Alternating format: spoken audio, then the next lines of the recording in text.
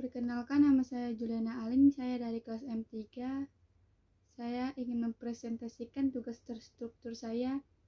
Terutama saya mengucapkan selamat pagi untuk Ibu Putih Febriasari selaku pembimbing mata kuliah manajemen operasi.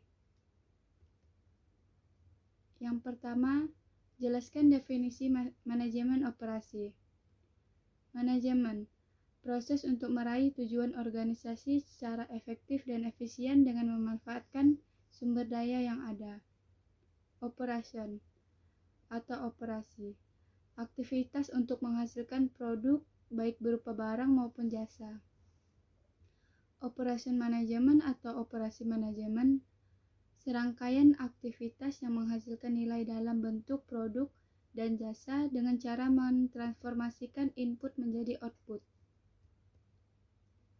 Adapun menurut Heiser dan Render, manajemen operasional adalah bentuk pengelolaan menyeluruh serta optimal pada aspek tenaga kerja, barang-barang atau mesin, peralatan, dan bahan mentah, atau faktor produksi lain yang bisa dijadikan produk barang dan jasa yang lazim diperdagangkan.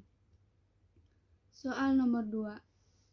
Jelaskan peran manajemen operasi dalam organisasi berdasarkan integrasinya dengan bidang pemasaran, keuangan, dan fungsi pendukung lainnya. Keuangan, memperoleh sumber daya keuangan dan modal untuk input. Dari gambar di atas menunjukkan operasi sebagai salah satu fungsi utama dalam suatu organisasi. Gambar ini menunjukkan hubungan sirkular yang menjelaskan pentingnya koordinasi antara 3 fungsi utama dalam bisnis, yaitu fungsi operasi, fungsi pemasaran, dan juga fungsi keuangan. Hubungan ini memberikan arahan bagi bisnis secara keseluruhan dan harus dijelaskan dengan tujuan strategis yang sama. Setiap fungsi dalam gambar di atas memiliki keunikan dan bidang pengetahuan secara keterampilan tanggung jawab proses. Dari perspektif internal, fungsi keuangan menghasilkan sumber daya modal dan dana dari investor maupun penjualan barang atau jasa di pasar. Kemudian, berdasarkan strategi bisnis, fungsi keuangan dan operasi memutuskan bagaimana menginvestasikan sumber daya yang didapatkan tersebut dan mengubahnya menjadi aset fisik dan input material. Kemudian fungsi operasi selanjutnya mengubah input material tersebut menjadi output berupa produk dan layanan. Output tersebut sesuai dengan karakteristik yang dapat dijual di pasar yang telah ditentukan oleh bagian pemasaran. Bagian atau fungsi pemasaran bertanggung jawab untuk menghasilkan pendapatan penjualan dari output yang dihasilkan yang menjadi pengembalian bagi investor dan modal untuk mendukung proses operasi selanjutnya. Kemudian, fungsi akuntansi, sistem informasi, sumber daya manusia, dan teknik membuat perusahaan lengkap dengan memberikan informasi penting, layanan, dan juga dukungan material lainnya.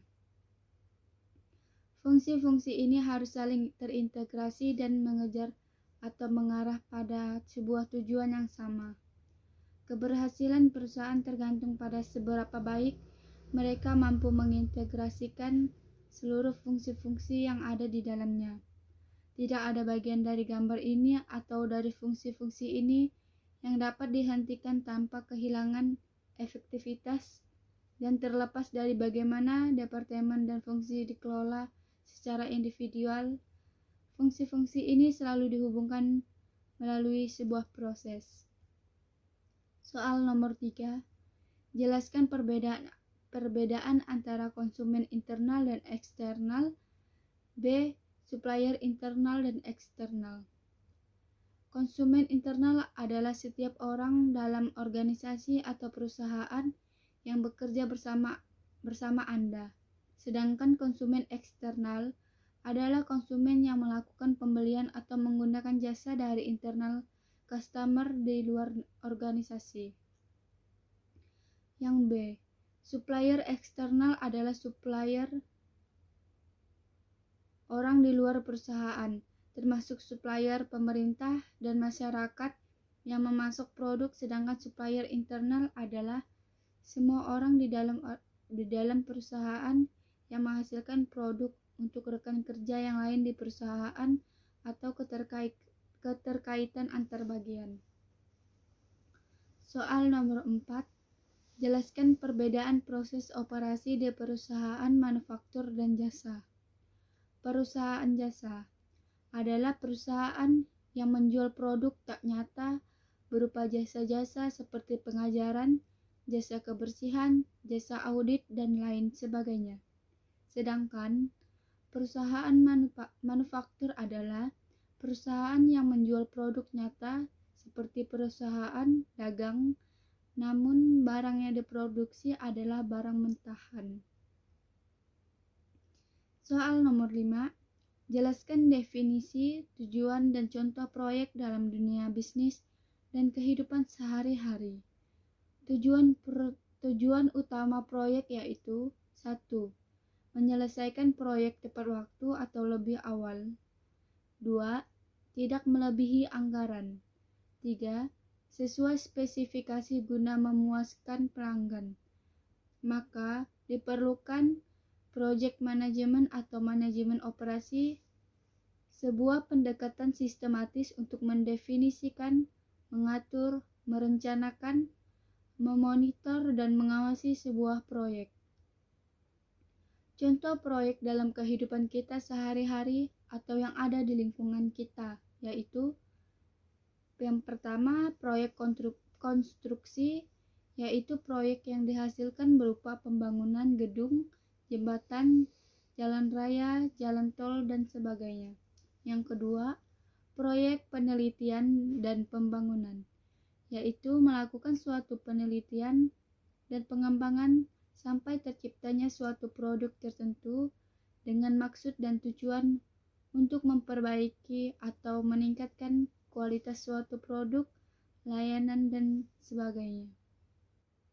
Yang ketiga, proyek padat modal, yaitu proyek yang membutuhkan modal yang besar seperti misalnya pembebasan tanah yang luas, pembelian barang maupun pengadaan suatu barang, pembangunan suatu fasilitas produksi, dan sebagainya. Yang keempat, proyek industri manufaktur, yaitu kegiatannya mulai dari merancang sampai terciptanya suatu produk yang baru lalu dijual ke konsumen.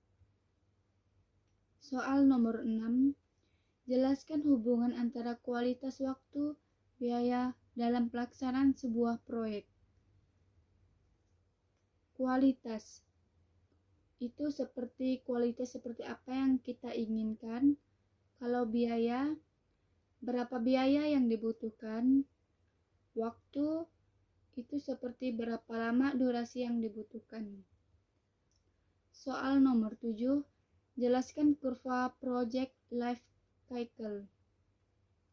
Project life cycle adalah siklus kehidupan dari sebuah project sejak project itu ditentukan dan direncanakan hingga project memasuki tahap diakhiri dan dievaluasi.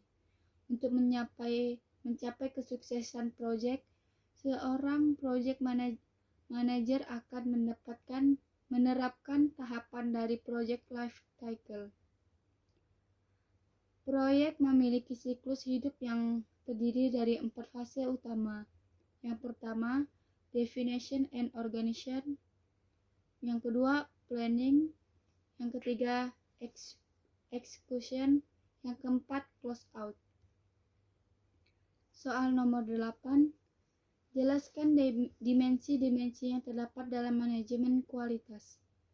Dimensi kualitas yang pertama, performance atau performa, karakteristik dasar dari sebuah produk yang ditawarkan kepada pelanggan.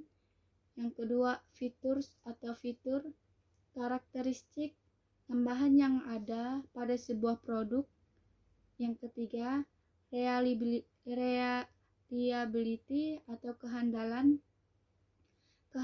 yang mencerminkan kemungkinan produk rusak pada periode waktu tertentu.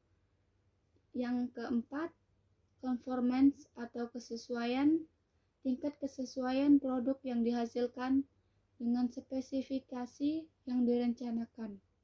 Yang kelima, durability atau ketahanan, jumlah penggunaan yang dapat dimanfaatkan pelanggan sebelum. Yang keenam, service ability, kecepatan, kesopanan, dan kompetensi dalam melakukan perbaikan. Yang ketujuh, estetik atau estetika, bagaimana produk terlihat, terdengar, atau secara umum terasa oleh pelanggan. Yang kedelapan, perceived quality atau kualitas yang dipersepsikan. Persepsi yang dimiliki pelanggan saat membandingkan produk satu dengan produk lainnya. Sekian presentasi dari saya ucapkan terima kasih. Jika ada salah kata dari saya mohon maaf. Terima kasih.